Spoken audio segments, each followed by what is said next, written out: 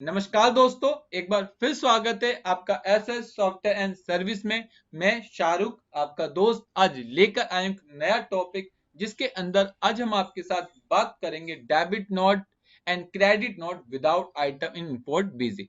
आज के सेशन में हम आपको बताएंगे कि अगर आपको debit note without item and credit note without item BG में इंपोर्ट करना है एक्सेल से, तो आप उसे किस तरीके से इंपोर्ट कर सकते हैं और इंपोर्ट करते वक्त आपको किन किन बातों का ध्यान रखना है कि आपका डाटा प्रॉपर तरीके से बीजी के अंदर इंपोर्ट हो सके। तो आज का सेशन आप लोगों के लिए काफी इंपॉर्टेंट होने वाला है, तो आप इस वीडियो में लास्ट तक बने रहें। लेकिन वीडियो स्टार्ट करने से पहले हमारी आपसे एक छोटी सी रिक्वेस्ट है, अगर आपने अभी तक हमारे चैनल को सब्सक्राइब नहीं किया है तो कर लें, ताकि हम जो भी वीडियो अपलोड करें उसकी नोटिफिकेशन आपको मिलती रहे। तो चलिए स्टार्ट करते हैं आज का अपना टॉपिक। इसके लिए आज जो हम आपके साथ प्रोजेक्ट डिस्कस कर रहे हैं, ये हमारा एक लाइव प्रोजेक्ट है जो हमने किसी क्लाइंट के लिए बनाया था। इस प्रोजेक्ट के अंदर बेसिकली होता क्या था कि उसका डाटा कंपनी से आता था जो रो फॉर्मेट में होता था, और वो चाहता है कि इस डाटा को मैं डायरेक्टली बीजी के अंदर इंपोर्ट करूं। तो उसके लिए उसने एक इंस्ट्रक्शन शीट बनाई है, और जिसके अंदर वो अपने स्पेशल कॉलम टाइप कर देता है जो उसको बीजी के अंदर इंपोर्ट करने होते हैं, और उसके बाद वो सिंपली डायरेक्टली क्रेडिट नोट और डेबिट नोट पर क्लिक कर देता है, जिससे इस शीट का डाटा ऑटोमेटिक बीजी के हिसाब से रेडी हो जाता है, और उसके बाद खाली आपको बीजी में उसका पाथ देना होता है। जैसे मैं चाहता हूं कि मेरा क्रेडिट नोट बीजी में इंपोर्ट हो जाए, तो उसके लिए मैं क्रेडिट नोट पर क्लिक करूंगा, और जैसे ही मैं क्रेडिट नोट पर क्लिक करूंगा, जो मैंने कोडिंग डेवलप की है वो बीजी के हिसाब से रेडी हो जाएगी, और सारी चीजें बीजी के हिसाब से आपके सामने आ जाएगी। जैसे मैं चाहता हूं एक नंबर पे मेरी वाउचर सीरीज आ जाए, बी कॉलम पर क्रेडिट नोट डेट आ जाए, स्टार्टिंग डेट आ जाए, जीएसटी नेचर आ जाए, क्रेडिट अकाउंट नेम आ जाए, debit account name, basic amount, और जो भी रेलिवेंट फील्ड थी वो आ गई। बस अब मुझे इसे क्या करना है, खाली सेव बटन पे जाना है और इस फाइल को मुझे अपनी लोकेशन में सेव कर देना है। मैं चाहता हूं ये मेरी फाइल कहाँ सेव हो जाए, डॉक्यूमेंट के अंदर, और इसका नाम मैंने रख दिया टेस्ट फाइल, और इसके बाद मैंने इसे सेव कर दिया। जब ये आपकी फाइल सेव हो जाए, उसके बाद आपको डायरेक्टली बीजी पर जाना है, और बीजी पर जाने के बाद अब आपको डिसाइड करना है कि आप ये जो सीट इंपोर्ट करोगे वो आप डेबिट नोट में करेंगे या क्रेडिट नोट में। उसके लिए आपको एडमिनिस्ट्रेशन पे आना है, एडमिनिस्ट्रेशन के बाद डाटा एक्सपोर्ट इंपोर्ट पे आना है, इसके बाद आपको जाना है इंपोर्ट वाउचर फ्रॉम एक्सेल। बस आपको इस पर क्लिक करना है, और जैसे ही आप इंपोर्ट वाउचर पर क्लिक करेंगे, इसके बाद आपको यहाँ से अपना वाउचर सिलेक्ट करना है। तो जो भी आपका वाउचर होगा आप वहां से वाउचर सिलेक्ट कर लेंगे। हमारे केस में क्रेडिट नोट था, तो हम यहाँ से क्रेडिट नोट ले लेंगे। उसके बाद आपको मिलेगा सिलेक्ट फॉर्मेट कि आप कौन से फॉर्मेट में इंपोर्ट करना चाहते हैं। ये बाय डिफॉल्ट आपके सामने नहीं बना होगा, इसे आपको बनाना होगा। इसके लिए डायरेक्टली आपको कॉन्फ़िगरेशन पे आना होगा। कॉन्फ़िगरेशन के बाद आपको यहाँ से क्रेडिट नोट पे जाना होगा, और डायरेक्टली ऐड फॉर्मेट पर क्लिक करके एक फॉर्मेट बना लेना।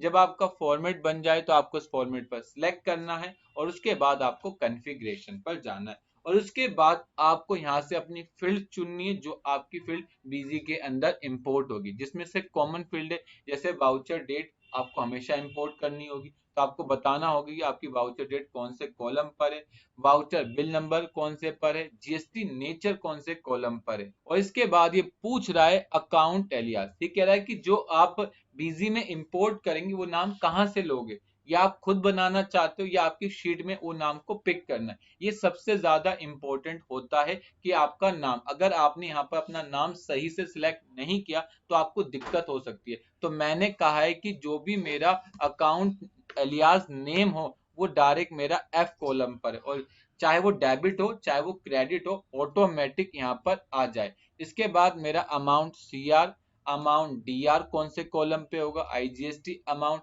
CGST amount, SGST amount, long narration, voucher notes, DR, CR reason, original invoice number, original invoice date, HSN code, unit, different amount, GST rate, और नेचर ऑफ ट्रांजेक्शन। बस आपको इस पर डायरेक्टली क्या कर देना है, सेव बटन पर क्लिक कर देना है, और जैसे ही हम सेव करेंगे तो यहाँ पर अगेन हमें उस फॉर्मेट को सिलेक्ट करना होगा।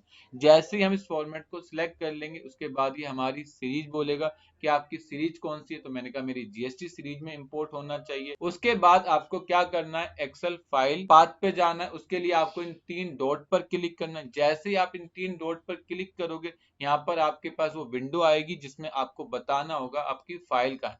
तो मैंने कहा मेरी फाइल डॉक्यूमेंट के अंदर है, तो मैंने यहाँ से डॉक्यूमेंट का पाथ दे दिया। उसके बाद डायरेक्टली ओपन बटन पर क्लिक किया। तो जैसे ही मैंने ओपन बटन पर क्लिक किया तो यहाँ पर मेरी फाइल आ जाएगी।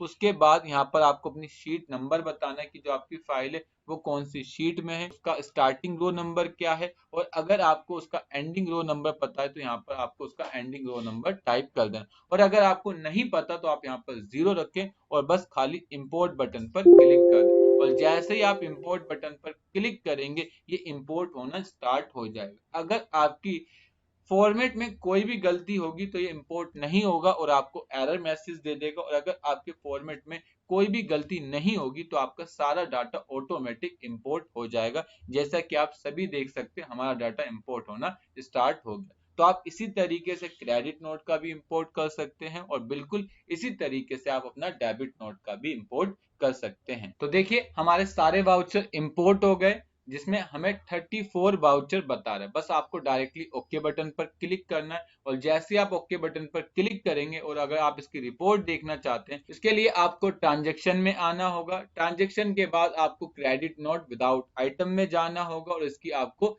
लिस्ट निकालनी होगी। और जैसे आप लिस्ट निकालेंगे तो यहाँ पर आपके सामने वो सारी इंफॉर्मेशन आ जाएगी जिसमें सबसे पहले पार्टी का नाम, जितने अमाउंट से उसे क्रेडिट किया, और जब आप इसे F2 करके सेव करेंगे तो आप देख सकते हैं यहाँ पर जो भी इसकी डिस्क्रिप्शन होगी वो भी आ जाएगी और साथ साथ क्या रीजन था, ओरिजिनल इनवॉइस नंबर क्या थी, डेट क्या था, HSN कोड क्या था, कितना डिफरेंट अमाउंट है, कितने परसेंट टैक्स है, CGST कितना है, SGST कितना है, ये सब ऑटोमेटिक उठ के आ जाएगा। आपको अलग से कुछ करने की जरूरत नहीं।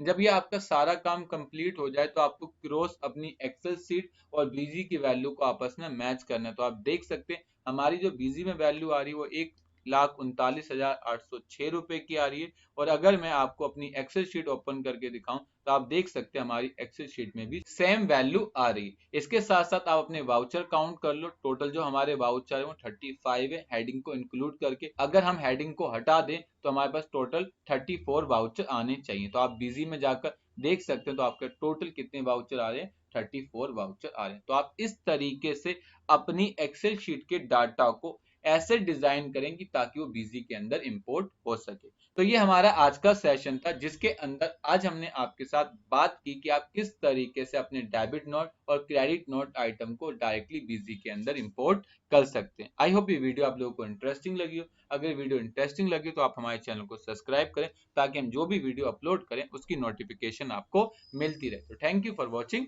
वीडियो।